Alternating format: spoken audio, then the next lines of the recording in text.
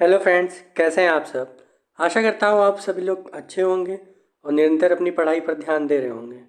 इस वीडियो में हम बात करेंगे यूपी ट्रिपल एससी की तरफ से निकाली जाने वाली भर्ती लोअर पीसीएस की, जो एक बहुत शानदार भर्ती है जिसका वेट कई विद्यार्थी कई सालों से कर रहे हैं। इसकी लास्ट जो वैकेंसी निकली थी वो 2019 में निकली थी।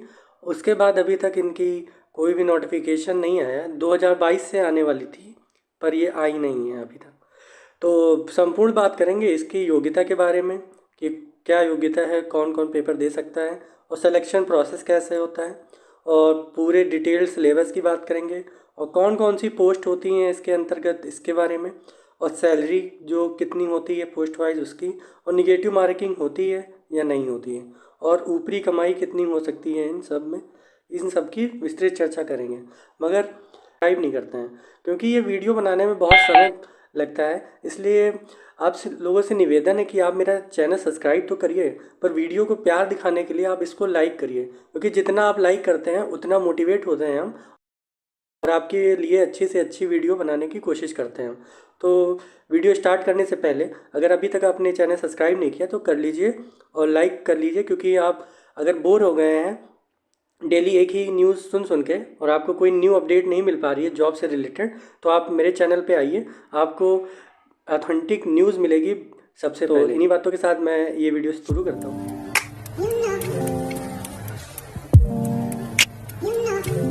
तो बात करते हैं लोअर पीसीएस, जो पहले पीसीएस की तरफ से यूपी पीएससी की तरफ से जो जॉब निकलती थी, अब वो यूपी ट्रिपल एससी की तरफ से निकलने लगी है। तो इसकी संपूर्ण जानकारी के बारे में बात करेंगे। तो योग्यता की बात करें तो जो विद्यार्थी 21 साल की एज जिनकी पार हो चुकी है वो इसमें अप्लाई कर सकते हैं, और इसमें अर्हता के नाम पे केवल ग्रेजुएशन जिनका कंप्लीट है, जैसे बीएससी बीटेक बीए, तो वो लोग इसमें फॉर्म डाल सकते हैं। अगर बात करें कि परीक्षा के चरण कितने होते हैं, तो परीक्षा के 2 चरण होते हैं। एक प्रारंभिक परीक्षा होती है जिसे प्रीलिम्स कहते हैं, जिसमें एक पेपर होता है, और दूसरी परीक्षा मुख्य परीक्षा होती है जिसमें 2 पेपर होते हैं। और सभी पेपर जो होते हैं प्रारंभिक, प्रीलिम्स और मुख्य परीक्षा में, वो वस्तुनिष्ठ होते हैं, मतलब ऑब्जेक्टिव होते हैं, ओएमआर पे होते हैं। अगर सिलेबस की बात करें तो देखिए इसमें हिंदी, इंग्लिश, मैथ, साइंस और रीजनिंग आती है।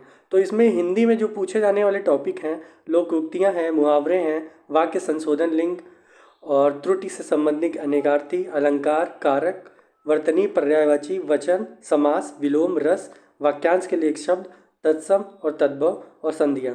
और जो जनरल इंटेलिजेंस है उसमें मतलब आप रीजनिंग में एनालॉगी, वेन डायग्राम और नंबर सीरीज।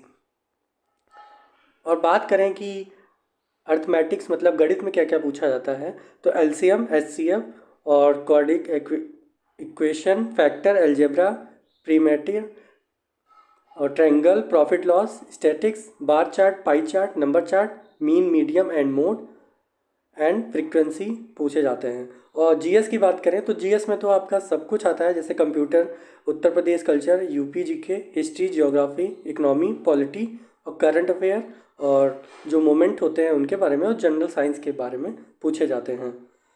तो अब बात करें जो प्रारंभिक परीक्षा में कितने प्रश्न आते हैं और कितने नंबर के होते हैं। देखिए जो प्रारंभिक परीक्षा में रीजनिंग आती है वो 25 क्वेश्चन आते हैं, और जिनका जो 50 अंक के होते हैं। और मैथ और साइंस आती है, दोनों मिला के 50 क्वेश्चन आते हैं जो 100 नंबर के होते हैं। हिंदी की बात करें तो इसमें 25 क्वेश्चन पूछे जाते हैं और 50 नंबर के होते हैं। जीके की बात करें तो इसमें 50 क्वेश्चन पूछे जाते हैं और 100 नंबर के होते हैं। अगर टोटल की बात करें तो 150 क्वेश्चन पूछे जाते हैं और प्रत्येक क्वेश्चन 2 नंबर का होता है, तो 300 नंबर का पूरा पेपर होता है। अगर टाइमिंग की बात करें तो 120 मिनट मतलब 2 घंटे का पेपर होता है।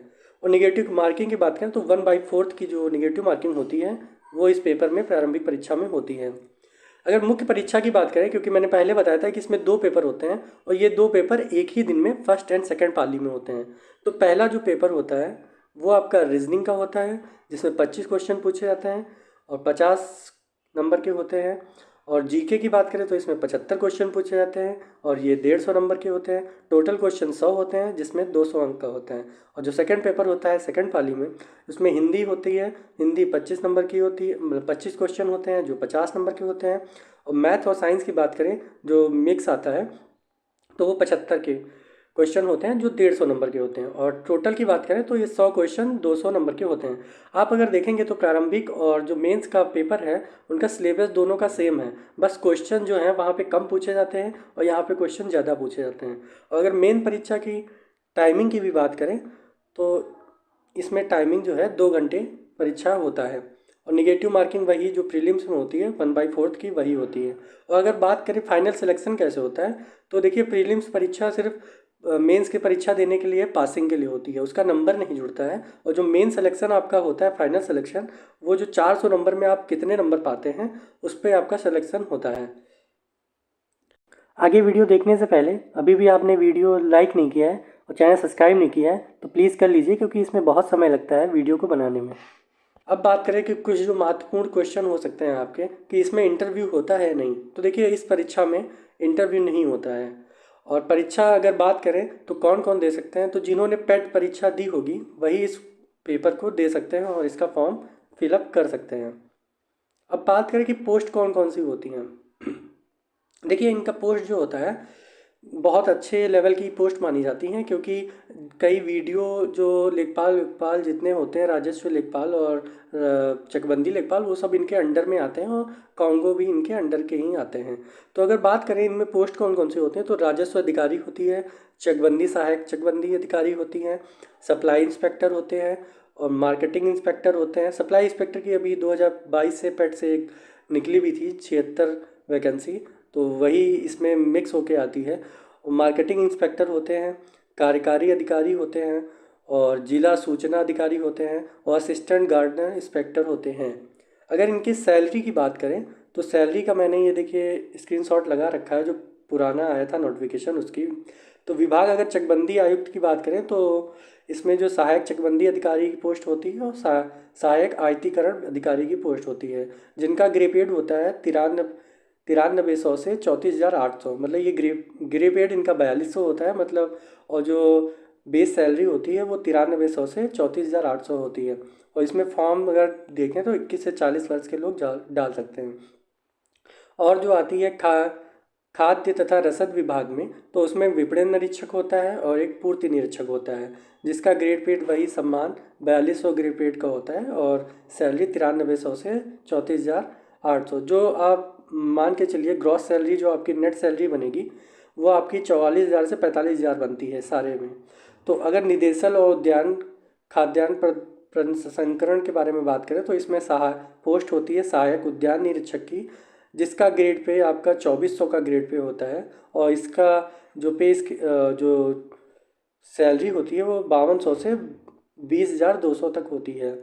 अगर निदेशालय सूचना एवं जनसंपर्क विभाग में बात करें तो अपर जिला सूचना अधिकारी की होती है हिंदी, जिसमें आपको हिंदी अच्छे से आनी चाहिए। इसका ग्रेड भी 2800 होता है और इसका जो लेवल 5 की जॉब है ये। और इसका अगर बात करें सैलरी तो 5200 से 20,200 तक होता है और इसमें अगर भत्ते वत्ते जोड़ते हैं तो आपकी ये सैलरी जो है काफ़ी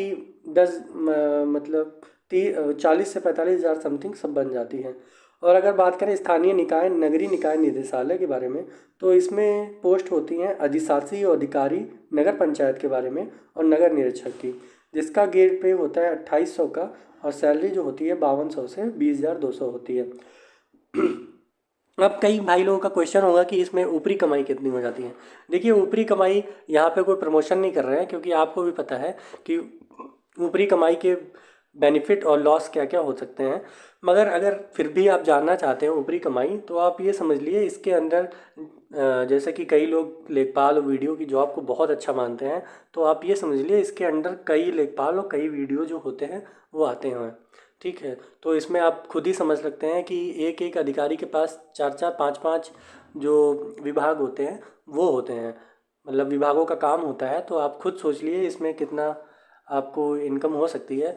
बाकी ये आपकी इच्छा है। और अगर आप अभी भी आपका कोई क्वेश्चन है तो आप जाके कमेंट बॉक्स में क्वेश्चन डाल दीजिए, उसका मैं रिप्लाई ज़रूर दूंगा। और अभी तक अगर आप इधर उधर भटक रहे हैं, आपको सही न्यूज़ नहीं मिल रही है कोई भी परीक्षा का, अगर एग्ज़ाम और कट ऑफ से लेकर और रिज़ल्ट से लेकर कोई भी अगर आपको सही न्यूज़ नहीं मिल रही तो आप चैनल को सब्सक्राइब कर लीजिए, क्योंकि यहाँ पे आपको ऑथेंटिक न्यूज़ ही दी जाती हैं और अगर आप चैनल पर न्यू हैं तो सब्सक्राइब जरूर करिए और वीडियो को लाइक ज़रूर करिए, क्योंकि इसमें बहुत समय लगता है आपके लिए ये सब बनाने में। धन्यवाद।